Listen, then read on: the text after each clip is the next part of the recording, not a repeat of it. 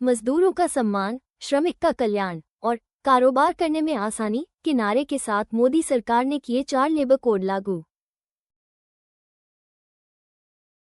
अब दोनों कानूनों मतलब नए कानून यानी लेबर कोड और पुराने कानूनों की एक तुलना करें। क्या यह कानून वास्तव में मजदूरों के हित में है? कुछ चीजों की तुलना करते हैं, बाकी विस्तार से तो बहुत सारी बातें हैं। एक बड़ा हमला काम के घंटे पर है। काम की घंटे 10 से 12 किया जा सकते हैं। अभी कुछ ही समय पहले इन्फोसिस के अध्यक्ष नारायण मूर्ति ने कहा था कि काम के घंटे 12 घंटे होने चाहिए, क्योंकि इतना काम तो लोगों को करना ही चाहिए। उसके बाद लार्सन एंड टुब्रो के मालिक सुब्रमण्यम ने कहा कि लोगों को एक हफ्ते में 90 घंटे काम करना चाहिए, और ये भी कहा कि घर पर जाकर बीवी का मुंह ताककर वह क्या करेंगे। यह केवल इस बात को ना करता है कि बहुत सी महिलाएं भी काम करती है, बल्कि मजदूरों के लिए भी बहुत हिराकत भरा बयान है। क्या मजदूरों को घर में और कुछ काम नहीं होता है? क्या उनके पास आराम करना, घूमने, प्रेरणा, मनोरंजन, परिवार के साथ समय बिताना, बच्चों को पढ़ाना आदि काम नहीं होंगे? पर इन पूंजीपतियों की मंशा को पूरा करता हुआ यह नया कानून है, जिसमें काम के घंटे 10 से 12 की जा सकते हैं। अभी हम 8 घंटे काम करते हैं और उसके बाद 1 घंटा भी काम करेंगे तो हम ओवरटाइम मांगते हैं, पर अब काम के घंटे ही 10 से 12 हो सकते हैं, तो ओवरटाइम तो लगभग खत्म भी समझिए। इसी वेतन में 10 से 12 घंटे काम करना पड़ेगा। एक चाशनी चढ़ाई जा रही है कि हफ्ते में 48 घंटे ही काम होगा, यानी हफ्ते में 4 दिन काम के बाद 3 दिन की छुट्टी मिल सकती है। पर सोच कर देखिए कि अगर 12 घंटे का नियम बन जाएगा तो क्या कोई मालिक 3 दिन की छुट्टी देगा? और क्या आज के माहौल में, जब बेरोजगारी आसमान से ऊपर चली गई है, वर्करों की हिम्मत होगी मना करने की? और लेबर मशीनरी को तो पहले ही खत्म किया जा रहा है। नए कानून में 40 से कम या बिजली की मशीन वाली फैक्ट्री में 20 से कम मजदूर हो तो उसे फैक्ट्री नहीं माना जाएगा, जबकि पुराने कानून में यह सीमा 20 बिना बिजली की फैक्ट्री पर और 10 बिजली की फैक्ट्री पर लागू होती थी। इसका मतलब यह है कि जिस फैक्ट्री में 10 से अधिक वर्कर हैं वह फैक्ट्री के कानून के अंदर आएगी। आज के समय में बिना बिजली की फैक्ट्रियां तो शायद ही कोई बची हो, इसलिए कानून 10 और उससे अधिक की फैक्ट्रियों पर लागू होता था।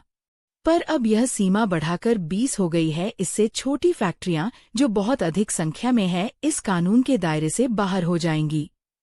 इसी प्रकार दुकान का कानून था कि अगर एक मजदूर हो तब भी उसे दुकान माना जाएगा, पर अब नए कानून में 10 से कम वर्कर हो तो वह दुकान कानून से बाहर होगी। इसके 2 असर होंगे। पहला, कि हम जानते हैं कि अधिकांश दुकानें 10 से कम मजदूरी रखती है। कुछ बहुत बड़े बड़े स्टोरों को छोड़कर शायद ही किसी दुकान में 10 से अधिक वर्कर होते हैं। 1, 2, 3, 4, 5 ऐसी गिनती के वर्कर दुकानों में होते हैं। इसका मतलब है कि अधिकांश दुकानें, या कहा जाए कि लगभग सभी दुकान इस कानून के दायरे से बाहर हो जाएंगे और दुकान में काम करने वाले मजदूरों को न्यूनतम वेतन, काम के घंटे, अधिकार, लाभ नहीं मिलेगा।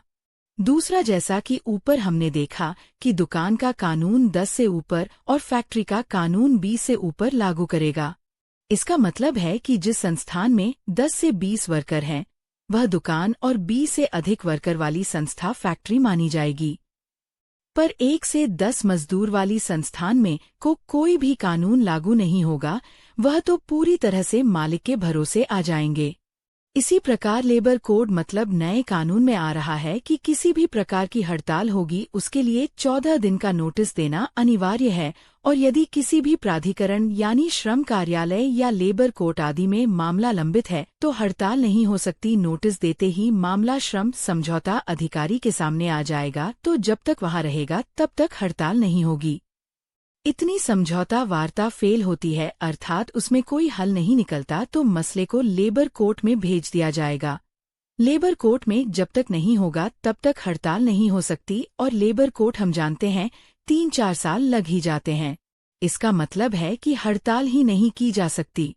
पुराने कानून में केवल आवश्यक सेवाओं में 14 दिन का नोटिस आवश्यक था, वरना सिर्फ नोटिस देकर हड़ताल करने का प्रावधान था।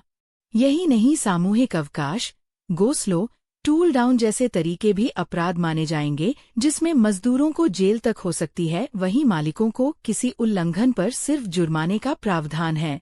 नए कानून में यह भी है कि 300 मजदूर तक का कोई भी प्रतिष्ठान या फैक्ट्री बिना सरकारी अनुमति के छटनी, तालाबंदी, ले ऑफ आदि कर सकती है। यही नहीं, यह सीमा सरकार कभी भी बढ़ा सकती है, मतलब 300 का 1000 भी कर सकती है, बस उसको एक नोटिफिकेशन जारी करना है। पुराने कानून में यह सीमा 100 मजदूरों की थी, जिसे सबसे 100 से अधिक कामगार वाली फैक्ट्री में सरकार की अनुमति के बिना छटनी, तालाबंदी आदि नहीं की जा सकती थी। पर अब छटनी, तालाबंदी को बहुत आसान बनाया जा रहा है। 300 से अधिक मजदूरों की फैक्ट्री का मतलब है कि अधिकांश छोटे और लघु उद्योग इस दायरे से बाहर आ जाएंगे, जिसमें बहुत आयत मजदूर काम करते हैं। सशक्तिकरण के नाम पर महिलाओं को रात की शिफ्ट में काम करने की अनुमति दी गई है। एक सहमति के बारे में बात जरूर की गई है। अभी तक महिलाओं को रात की शिफ्ट में काम करने का इजाजत नहीं थी, जो महिलाओं की सुरक्षा के नजरिए से जरूरी है, क्योंकि हम सब जानते हैं कि आने जाने में और फैक्ट्री के अंदर भी महिलाओं को विभिन्न प्रकार के शोषण का सामना करना पड़ता है, और नाइट शिफ्ट में ये और अधिक हो जाएगा। आज की बेरोजगारी के आलम में शायद ही किसी मजदूर की हिम्मत असहमति की हो। अगर मलिक कहेगा तो उसे मनाना ही होगा, क्योंकि वह जानता है या तो उसने मना किया तो बाहर दूसरा कोई खड़ा होगा। यह सिर्फ महिलाओं में नहीं, बल्कि लगभग सभी पर, सभी कानूनों पर लागू होता है। ऐसी स्थिति में महिलाओं का नाइट शिफ्ट मालिक के कहने पर लगभग अनिवार्य होगा और उनका शोषण और बढ़ेगा। ये सशक्तिकरण नहीं, बल्कि महिलाओं को शोषण को बढ़ावा देने वाला कानून है। युवा इंटर्न अप्रेंटिस यानी जो ट्रेनिंग के लिए प्रशिक्षु होते हैं, उनको अब मजदूर नहीं माना जाएगा और उनका मनमाना वेतन व मनमानी शर्तों पर काम करने के लिए मजबूर होंगे। पहले इसमें कुछ को पक्का करना आवश्यक होता था, जो सरकार ने लेबर कोड लागू होने से पहले ही बंद कर दिया था। पर अब छोटा स्टाइपेंड यानी मासिक भत्ता, वेतन नहीं, पर काम स्थायी मजदूर के साथ ही करना पड़ेगा। पर कोई कानूनी अधिकार, आगे का रोजगार नहीं रहेगा। इसके चलते मालिक लोग शायद लंबे समय तक बार बार इस मजदूर को प्रशिक्षु के रूप में ही रखेंगे। कानून तो सरकार ने बदल ही दिए हैं, लेकिन उनको लागू करने की मशीनरी को भी सरकार समाप्त करना चाहती है। मतलब कि जो कानून बचे भी हैं, वह लागू न किए जा सके। लेबर इंस्पेक्टर को फैसिलिटेटर का पद दिया जा रहा है, मतलब मदद करता। वह अब मलिक की मदद करेगा कि कानून लागू कैसे किया जाए। उसके पास कोई कार्यवाही का अधिकार नहीं रहेगा। वह अधिक से अधिक एक रिपोर्ट बना सकता है और वह ऊंचे अधिकारी को दे सकता है। अधिकारी उसे अनेक रिपोर्ट के आधार पर तय कर सकता है कि कितनी फैक्ट्री में कार्रवाई करने की आवश्यकता है, कितनी में नहीं। अब इस बिना दांत वाला इंस्पेक्टर राज में क्या किसी कार्रवाई की अपेक्षा हम कर सकते हैं, जबकि हम जानते हैं कि आज की हालत में भी जब इंस्पेक्टर को दांत मिले हुए हैं, कार्रवाई का अधिकार मिला हुआ है, वह बहुत कम कार्रवाई करते हैं और अधिकतर जगह घूस लेकर मालिक के पक्ष में ही खड़े हो जाते हैं। दोस्तों, ऐसी बहुत सारी चीज इन कानून में है जिसके ऊपर और विस्तार से चर्चा की जा सकती है। इस चर्चा का मतलब सिर्फ कानून के कुछ प्रमुख पक्ष दिखाना, ताकि हमें समझ में आ जाए कि एक कानून कितने खतरनाक हैं, कितने मजदूर विरोधी हैं, कितने पूंजीवाद परस्त है। और यह मूल तौर पर मजदूरों को मालिकों को हवाले करने के कानून है। मजदूरों के सभी अधिकार जो उन्होंने कुर्बानी देकर बड़े बड़े संघर्ष कर हासिल किए थे, वह एक झटके में सरकार छीन कर उन्हें पूंजीपतियों के अनियंत्रित शोषण के हवाले करना चाहती है। इसका रास्ता संघर्ष, लगातार संघर्ष और पुरजोर संघर्ष ही है। एक दूसरे को इस बारे में समझाना चाहिए, इसको अधिक से अधिक प्रचारित करना होगा ताकि लोग समझ सके यह कानून कितने खतरनाक एवं सरकार का प्रचार कितना भरमाने वाला है, कितना भ्रामक है।